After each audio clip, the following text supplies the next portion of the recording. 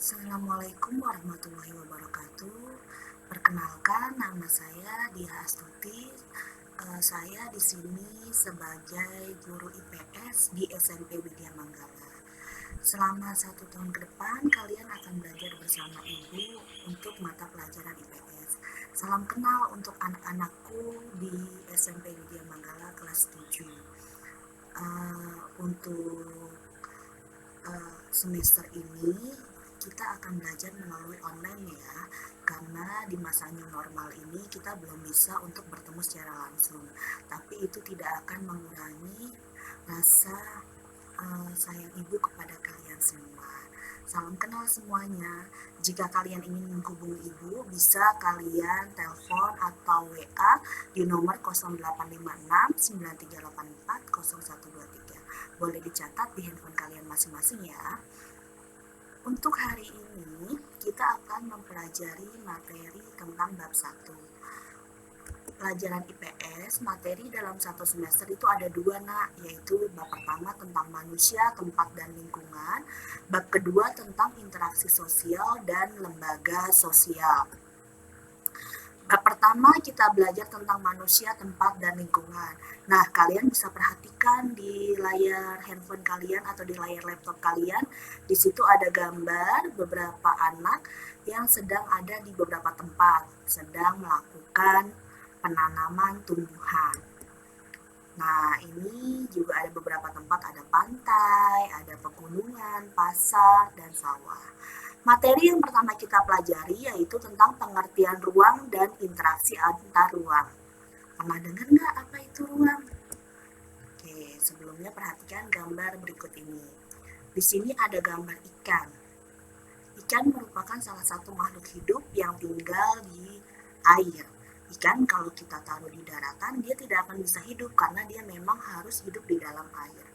Untuk itu, setiap makhluk hidup di bumi itu perlu adanya ruang untuk melangsungkan hidup. Kalau kita disuruh tukeran nih sama ikan, misalkan ikan di darat, kita di dalam air, nah itu juga tidak akan bisa hidup. Makanya setiap makhluk hidup itu perlu ruang untuk melangsungkan hidupnya.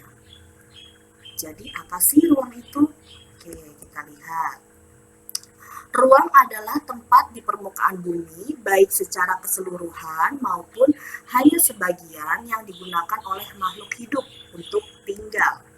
Ruang meliputi atmosfer. Nah, apa atmosfer? Atmosfer adalah lapisan udara yang menyelubungi permukaan bumi. Ada troposfer, stratosfer, mesosfer, termosfer, dan eksosfer. Kita lanjut ya. Ruang juga meliputi hidrosfer atau lapisan perairan. Perairan yang ada di sekitar kita itu juga termasuk ruang. Ada perairan di laut, sungai, danau, dan ada juga yang di dalam air tanah. Kita lanjutkan lagi. Ruang itu juga meliputi lapisan tanah. Jadi tanah yang kita injak setiap hari itu juga termasuk ruang. Lalu juga meliputi litosfer, yaitu lapisan kulit bumi yang paling luar, batuan sampai dengan lapisan tertentu yang menjadi sumber daya bagi kehidupan. Jadi sumber daya alam yang ada di dalam tanah, di dalam kulit bumi itu juga termasuk ruang. Lalu biosfer, lapisan tempat makhluk hidup tinggal, salah satunya ya tempat tinggal kita. Oke, setiap ruang itu saling mempengaruhi dan memiliki perbedaan karakteristik. Bisa kalian lihat pada gambar. Di sini ada pegunungan dan ada pantai. Ya, betul, ada pantai. Antara pegunungan dan pantai itu akan menghasilkan sumber daya alam yang berbeda. Kalau di pantai ini banyaknya adalah ikan-ikan laut, sedangkan di pegunungan adalah banyaknya sayur-sayuran. Nah, antara penduduk pantai dan pegunungan itu saling membutuhkan. Makanya mereka melakukan interaksi, yaitu saling tukar-menukar barang. Contohnya, wilayah pegunungan menghasilkan sayuran, itu akan dikirim dikirimkan ke masyarakat di daerah pantai. Sedangkan masyarakat di daerah pantai itu menghasilkan ikan yang akan nantinya dikirimkan untuk masyarakat di daerah pegunungan. Nah, itulah yang disebut dengan interaksi antar ruang. Jadi bisa dikatakan ruang itu termasuk tempat ya. Menurut Profesor Bintarto, interaksi itu adalah proses saling mempengaruhi dan memiliki proses timbal balik. Nah, timbal baliknya itu melalui apa sih? Melalui yang namanya kontak. Apa sih Bu kontak? Kita lanjutkan ke slide berikutnya ya. Kontak. Kontak terdiri dari kontak primer dan kontak sekunder. Kontak primer itu kontak yang melalui tatap muka langsung. Nah, kalau sekarang kita melakukannya adalah kontak sekunder. Kenapa sih kita melakukan kontak sekunder? Karena kita tidak melakukan tatap muka secara langsung melalui media, yaitu medianya adalah sekarang ini video ya. Nah, kontak sekunder itu terdiri dari dua, ada sekunder langsung dan sekunder tidak langsung. Kalau sekunder yang langsung itu bisa melalui telepon, internet, surat, dan SMS. Sedangkan sekunder yang tidak langsung itu adalah memerlukan pihak ketiga. Oke, kita lanjut materinya.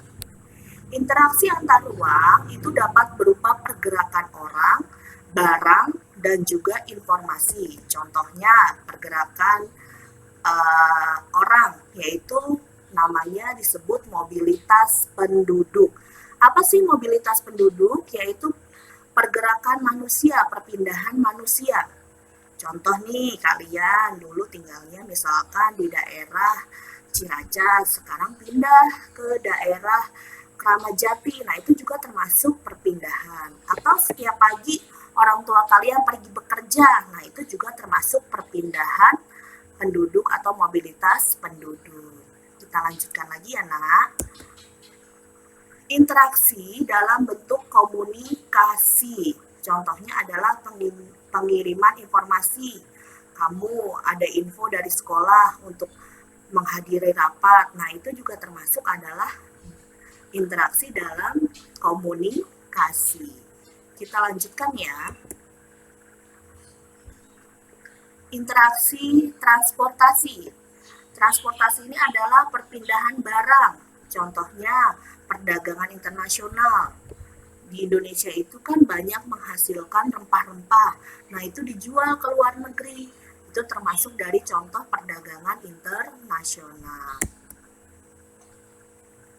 Faktor-faktor yang mempengaruhi interaksi keruangan itu ada 3. Yang pertama, saling melengkapi.